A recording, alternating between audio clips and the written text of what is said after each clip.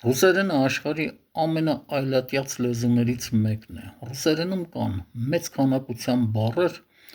որոնցով ռուսները վիրավորում են այլ ազգերին։ Չորնի, չեռնաժոպի, չուշկա, չուրկա, արմյաշկա, ուսկագլազիկ, խախոլ, սա միայն շատ փոքր մասն է այն բառերի,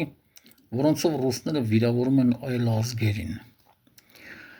Իսկ սրանից մոտավորապես 6-7 տարի առաջ Ռուսաստանում ընդունվեց մի օրենք,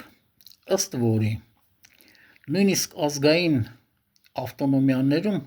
առաջին լեզուն պետք է լինի ռուսերենը, այսինքն նույնիսկ տվյալ ազգի երեխան կարող է իր մայրենի լեզուն չսովորել, բայց ռուսերենը պարտադիր է անպայման։ Ռուսաստանում այն հանրապետություններում, որտեղ տիտղոսային ժողովուրդը ասիական արտաքին ունի, շեղ աչքերով, բայց նրանք կազմում են հանրապետության փոքրամասնությունը,